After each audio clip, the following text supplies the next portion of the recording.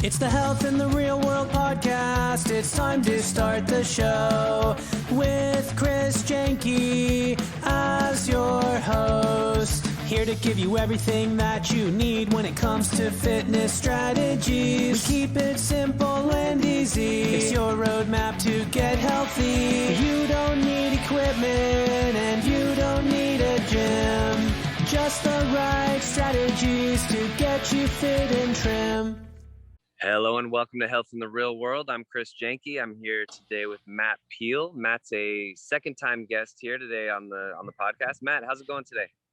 It's going great, Chris. What's happening out there with you?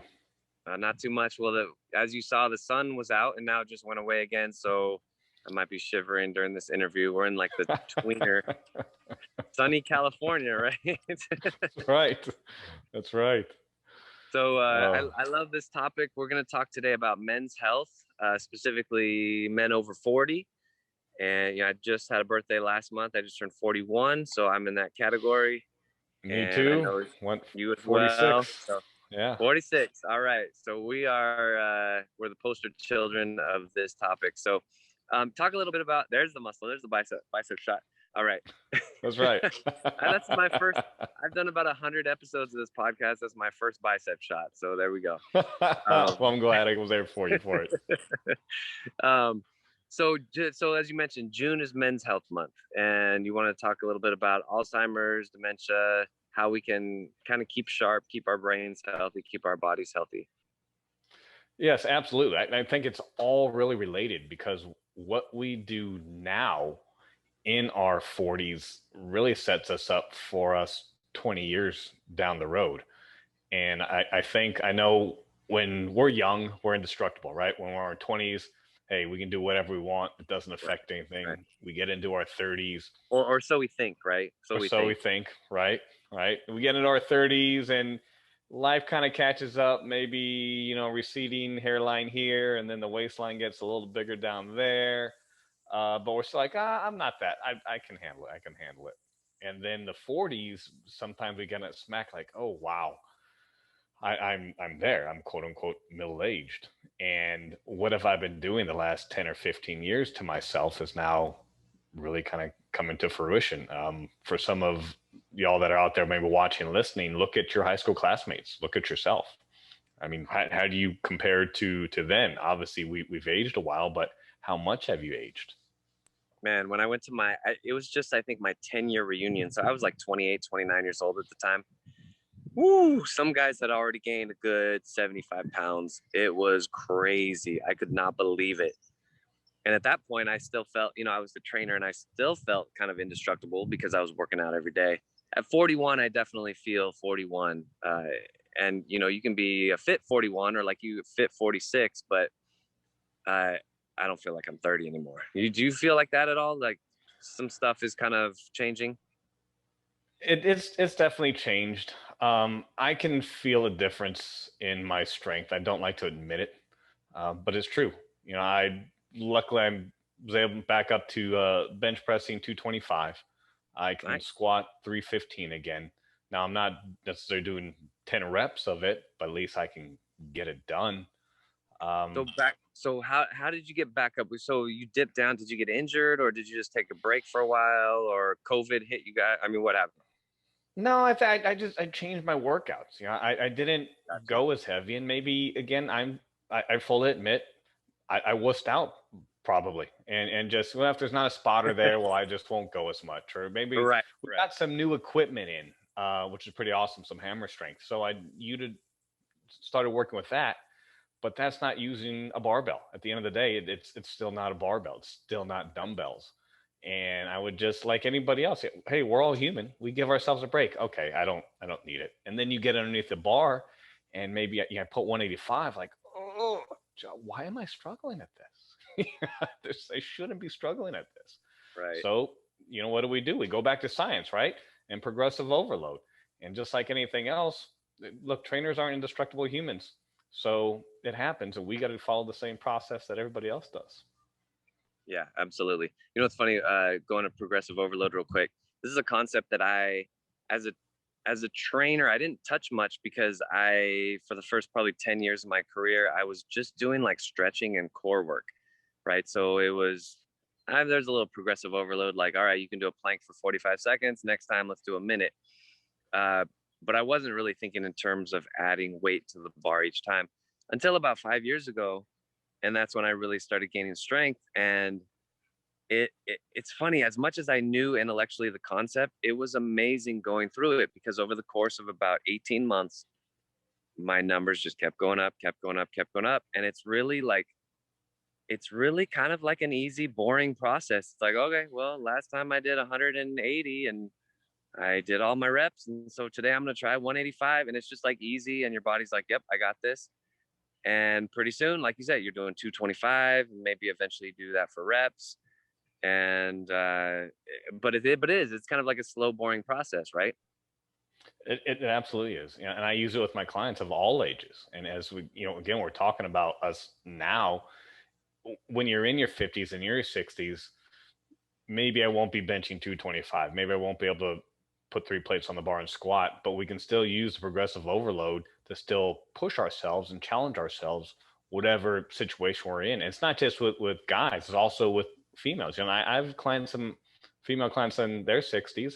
They don't like it, but oh well, right? That's what we're there to do, push them. Right. But same thing, a little progressive. Okay, so you're bench pressing with 20s, 20-pound dumbbells. You did it 15 times. Let's go for 25. Oh, yep, I can't do 25s. You can. Sure you can. If you can do 15 reps at 20, you can do at least like 3, 4, 5 reps at 25. You can probably handle like 10 to 12 because I know you can do it. Right, so. Right. Yeah. The point is you can at least do proper form with something, right? And I think that's the purpose of a trainer, right? Is to sort of to give them a little bit of confidence before they start, especially with the barbells. Barbells can be really intimidating because, that's the exercise that actually kills people in the bench press. Like, people die doing bench press every year, right? And it's that, I don't want to laugh. I mean, obviously it's a tragedy, but it's intimidating, right? So definitely I understand what those clients may be going through. But so in addition to, we're talking progressive overload and the concept of just progressively getting stronger over months or years, what are some other things that specifically men, but men and women can do as they're in their 40s and 50s to sort of stave off the Alzheimer's and dementia and things like that? It's important that when we're exercising, the CDC puts out their 2018 physical activity guidelines. And so I know they've taken a lot of fire during the pandemic, and this dates before it. And there's 10 years of research between the first guidelines in 2008 and 2018. So they're pretty solid. And if you read other health and fitness, they're generally the same principles around the world. And we got to really go for that 150 minutes of moderate to vigorous physical activity per week. And that's in a 7-day week. It's not just my work week. So you give yourself a little break. And if you break that down more, you're looking at 21 minutes a day. And even in that 21 minutes a day, it doesn't have to be a straight 21 minutes. You can do it twice for 10 minutes or 11 minutes. You still get the same cognitive benefits and physical benefits as long as it's that moderate to vigorous. It's not just, well, let me walk around my house or walk around the block in a nice little stroll, and that took 10 minutes. That is not cutting it. It's got to be a little bit more intense, but people can do it. And that, again, can set us up. Those are minimum. You can do more, but that's the minimum. And you'll see a change in your body if you at least do the minimum. Right. And moderate to vigorous, I would say, your breathing is labored. You're not dying, but you're having a hard time carrying on a conversation without, a pause and then a talk, right? So, but like you said, 21 minutes a day, if you space it over 7 days, what did you say, 150? So we're talking 30 minutes a day if you're doing only 5 days, right? If you're doing if you're doing 3 workouts, you're talking 50 minutes. Even that is really not that much, right? You know, it's not that much, and it's very doable. And do what you like. I think that's the thing, the mindset with people is do what you like. It doesn't have to be I personally, I don't like running, so I don't run. Does it mean that I'm not doing something else and getting benefits? No, the heart doesn't know. As far as that, as you know, Chris, the heart doesn't know if I'm cycling, I'm playing racquetball, I'm playing soccer. It just knows I have to beat faster and get the benefits, right? It's the brain that benefits from all the complexity. And then that's where we're talking about pushing off signs of Alzheimer's and dementia. The more complex our movements are, and again, doesn't mean Cirque du Soleil juggling with flaming bowling pins and standing on your head. Complex means like we just talked about, right? A squat, a bench press, multiple joints moving at one time. That's what complex is. Yeah, different ranges of motion. I'm glad you hit on this because this is what I tell my clients as far as reasons why they need to be doing their cardio. I call running and biking and stuff like that, I call it straight line cardio. And not that I have anything against it, but if you're trying to be economical and you're trying to do many things at once and you have a very limited time, going on a 30-minute run might not be the best use of your time because you're only getting the muscle patterns that are taking you in a straight line, versus if you're doing some multi-range of motion, like you mentioned, squats, and maybe you're doing some lateral lunges and some planks and some push-ups and things like that, maybe some inchworms, bear crawls. You're getting a full range of motion, which is beneficial to your joints, to your muscles, and you're still getting what you said, like the heart doesn't know that you're doing that versus running or biking. It just knows, I have to beat faster and harder, right? Right. In fact, the guidelines also say you need a minimum of 2 days per week of muscle and bone strengthening activities, aka resistance training, lifting weights. And I know, Chris, you do a lot with body weight, and if that's what your level is on, fantastic. If your level is just on buying some resistance bands from Target or Academy, that's fantastic too. But there is some type of resistance, and that's where we go back to progressive overload, right? You got to have a little bit more, maybe a little bit more, use the red band, or get the bands with the 3-in-1 and then, attach another one when that's too easy, So. Right. And that concept of progressive overload, I want to just make sure people understand this, that it's not, you don't have to necessarily progress every time. I think it looks less like a rise in the stock market. It looks more like a plateau. Plateauing, I actually think is a good thing. People say, "Oh, I hit a plateau." Great, you hit a plateau. Get better at that plateau. Make your form better. Maybe you lift. You mentioned you lift 225. I don't know if maybe you did, let's say, like 6 reps. Okay, cool. Stay at 225 and maybe let's try for 8 or 10. And in a way, you've plateaued at a weight, but you're actually still using progressive overload as a concept because you're doing more than you did last time. So there's a lot of different ways to overload your body and to progress, do a little bit more than you did last time. 1 millimeter a day is 3 centimeters a month, right? So it adds up. Right. Yeah, you're absolutely correct. There's more than one way, to skin that cat. I know you get asked all the time. I get asked all the time. What's the best X? Well, there's really not one best X out there. What's the best thing to get rid of this? As someone grabs their belly that's overlapping the belt. I just want to tone that up right there. Huh? What'd you have for lunch? Well, we don't want to talk about that. Right. And then we're not going to talk at all because the conversation's now over.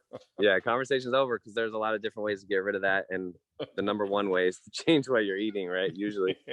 Yeah. I know a lot of to do that. I know a lot of people have very flat stomachs who never exercise, ever, and they're in their 30s and 40s, and they never exercise, and they have flat stomachs because they eat very well and they don't eat too much. Like they don't stop eating when they're full; they stop eating when they're not hungry anymore. And so although you're right, CDC guidelines, and I think you and I would agree that you need to exercise, but if you really want a flat stomach and you hate exercise, I guess there's another way. You don't necessarily have to be trudging to the gym and bench pressing 225. You can just change how you're eating. That's a big part of it, and that's a majority part of it. At the end of the day, right? The exercise is the easy part. It really is, right? It's the changing your eating habits that's the hard part. Right. And I think the big thing is, like, it's real easy to discipline yourself for 45 minutes, 4 days a week. It's like, all right, I can clock in, but I get to clock out. I'm done with my workout. I don't have to think about it until Tuesday. Right. Versus the food, like you don't know what type of situation you're going to be in, and sometimes, I mean, I'll admit this, as a personal trainer since 2004, and even before that, I was fit in high school and middle school. But even now, sometimes I'll drive by a donut shop and I'll be tempted. Like, let's just be honest, right? So there's like the 24 hours a day that you have to sort of contend with versus just that one little workout of. So I agree with you. Like, the workout is the easy part for sure. Yeah. And again, it's all the moderation. And I think that's what we're talking about. We're not talking about extremism and you have to massively deprive yourself, or when you go in the gym and push yourself to the brink of death. That's not, that's No. not what we're talking about. Right. Especially with again, in this age group here, the men over 40 for Men's Health Month. It is moderation. We still have to enjoy life. We're going to have a couple of drinks on the weekend. We're going to have a donut here and then, or we're going to go to a birthday party and there's some birthday cake and you're going to have a slice. And that's what life's about, is being good the majority of time. So when you have these opportunities, like you said, right, it's just a speed bump. It's not a mountain or this massive drop off a cliff, right? You just, well, Right. it's a little bit of a pothole, and then you go again, and you have a little bit of a pothole, or Yeah. either way, it's manageable, right? It's manageable. Right. I think one good distinction maybe is, as far as aging goes, when I was 20, I could maybe get away with 50-50. Like, if half my food was healthy, half my activity was good, then hold on, let me pause for a second. There's a big loud truck. All right. I have to edit. I might edit. Maybe I forget. I don't know.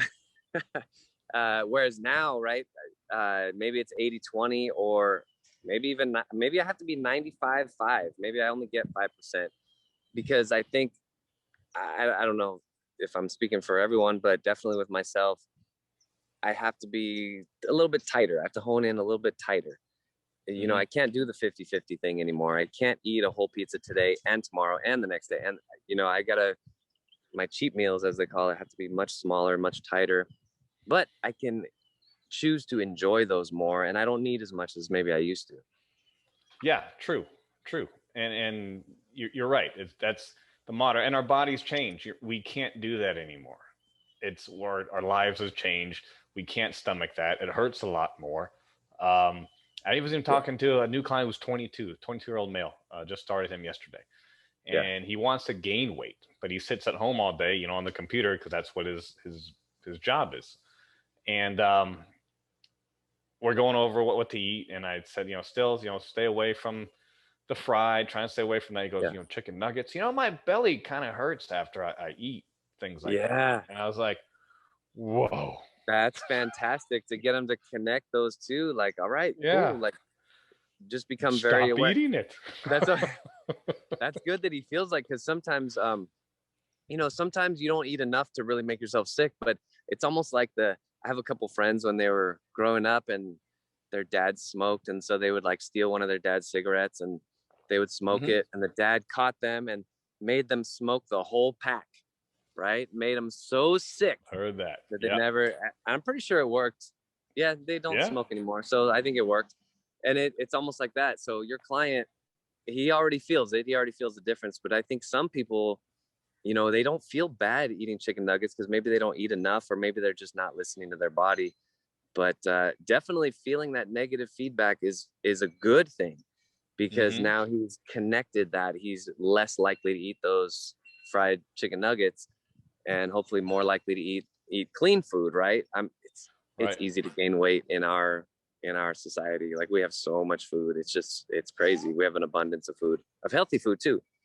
Right, which is, it's portion size. It's still portion size. It's still a math equation, and I know math is hard, and you can still eat too much of healthy. Even if you ate, you're right, unhealthy to an extent, but you just reduced the unhealthy to a much smaller, you're still going to lose a little weight to an extent.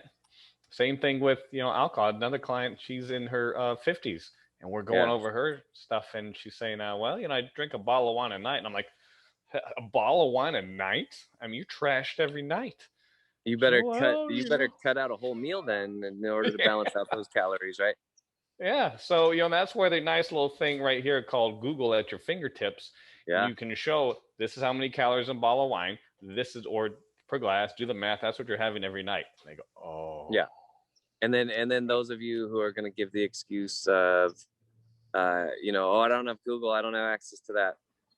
You kind of know what direction you're going, whether you're gaining weight or losing weight. So we have an idea. So, all right. So let's summarize the aging male. And then again, you can apply this to females too, but specifically the aging male, because you said it's Male Health Month this month, right? National Men's Health Month. Yes. And it's, Father's Day's coming up pretty soon. So that makes sense too.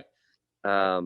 Okay. So what are, let's say, 3 things that we can do? Number 1, let's go with portion size, right? Look at your portion size on your plate. Even if it's not that great of food, look at your portion size. Do you really need all that? Number 2 is that 150 minutes a week, right? Let's go for that 150 minutes a week of moderate to vigorous. Whatever you want. That's the best part, right? There's an open-ended question. Whatever you want, enjoy it. Right. Awesome. And I think number 3 is a little bit of realistic expectation of where we are in our life. Right, we're not 20. Yes, our testosterone levels have dropped. We might not be able to lift as much as we used to, but there's still other ways and other things we can do to work with mobility, our flexibility, and get more out of those activities that we like. Awesome. That's cool. So, ladies and gentlemen, we've got Matt Peale today, second time guest on the show. Matt, how do people get in touch with you? Website, social media? Cool. So they can go to my website, Matt Peale, that's PEALE.com. You can get my video series and free report on there. You can also order my book, The Athlete in the Game of Life. Go to my Facebook page at Athlete in the Game of Life, or follow me on Twitter or LinkedIn, Matt Peale. Awesome. Thanks, Matt. Really appreciate you joining me today. Awesome. Thanks. Thanks for listening to the Health in the Real World Show. Make sure to like and subscribe and comment down below. Visit mycorebalance.com to learn more.